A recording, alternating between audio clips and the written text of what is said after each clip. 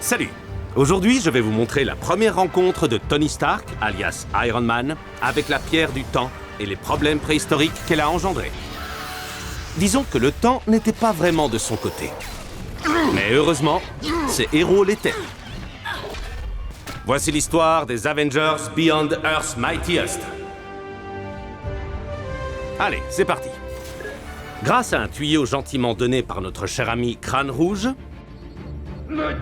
Tony a localisé l'emplacement de la pierre du temps. Les Avengers ne savaient pas ce dont elle était capable, mais ne s'attendaient pas à ça. Le souffle d'énergie provoqué par la fusion de la pierre avec le réacteur Arc de Tony a ouvert un portail temporel. Il était loin de se douter que ces souffles ne faisaient que commencer et que chacun d'entre eux avait un étrange effet sur lui. Tony, tu peux arranger ça? Quelle drôle de question, bien sûr que je peux. Il faut juste enlever cette gemme de mon réacteur Arc. Tu as un problème de haut-parleur? Il n'y en avait pas. Les Avengers sont retournés à la tour, mais l'armure de Tony ne le reconnaissait pas et ne répondait pas. Alors, Hulk l'a aidé. Mais où est ta barbe? Eh oui, ce petit garçon dans l'armure, c'est bien Tony. Ça a été une période assez embarrassante. Nos héros ont découvert qu'à chaque souffle d'énergie de la pierre du temps, Tony rajeunissait. Par chance, le reste des Avengers était encore dans la fleur de l'âge. Thor a fait voler son marteau, comme toujours. Et Hulk, disons qu'il leur a donné du fil à retordre. Oh, regardez ça. Deux monstres enragés se font face. Il a dit quelque chose de mal? Pendant ce temps, comme l'IA de Tony ne reconnaissait pas son nouveau look de lycéen, il a utilisé le plus cher des ouvre-boîtes pour enlever son armure. Oh, j'ai dit lycéen? Alors non, plutôt écolier.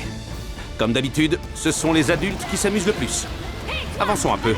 Si vous voulez voir Black Widow terrasser un dinosaure, allez regarder ses séances d'entraînement avec Captain America. Je plaisante.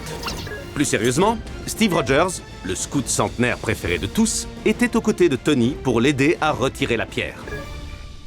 Soudain, Tony et Cap se sont aperçus que les cellules de la tour avaient été forcées. Sans surprise, Crâne Rouge s'était échappé, et grâce à ses Triceratops, Captain America était temporairement hors d'état de nuire. Stark. Crâne Rouge était à la recherche de Tony. Mais ce petit avait plus d'un tour dans son sac. Hé, vilain, regarde où tu marches! Quelle adorable petite crapule. Oh non! Il a réussi à l'attraper. Je rigole. Tony n'est pas né de la dernière pluie, même s'il en a l'air. L'astuce de l'hologramme, ça marche à tous les coups. Un classique, ça ne s'invente pas. Bon, j'allais accélérer ce passage, mais j'ai changé d'avis. Oh! Allez, on continue. Voici une leçon importante que les Avengers ont tous retenue. Ne jamais rentrer dans la chambre de Thor. Crâne Rouge étant occupé, Tony a décidé de fouiller dans ses vieilles affaires. Ma première idée d'armure! Voilà qui pourrait sans aucun doute s'avérer utile. Il est retourné au labo, mais évidemment, Crâne Rouge l'a retrouvé. Il a l'air de transpirer, mais c'est juste parce qu'il fait chaud dans ce labo. Maintenant! Je vous promets qu'il avait un plan.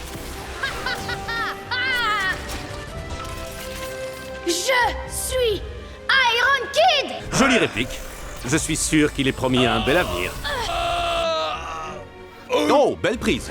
Je suis tenté de dire que ça revient aux oiseaux, mais ce sont plutôt des reptiles ailés. Tony, ça va? Je suis magique! Tu m'aides à me relever? Même si Tony se moque souvent de Captain America, il lui a été d'une grande aide. Je ne peux pas la contrôler! Concentre-toi, Tony. Tu as le pouvoir de changer ces vagues temporelles. Et si ça ne marchait pas? Et si je rajeunissais jusqu'au néant? Et si je détruisais l'univers? Le temps des larmes est venu. Captain, ça me fait peur. Inutile de regarder ce passage. Tout ce que vous devez savoir, c'est que Tony a appris deux leçons précieuses. D'abord, il ne faut pas jouer avec la pierre du temps, et ensuite, il faut respecter ses aînés.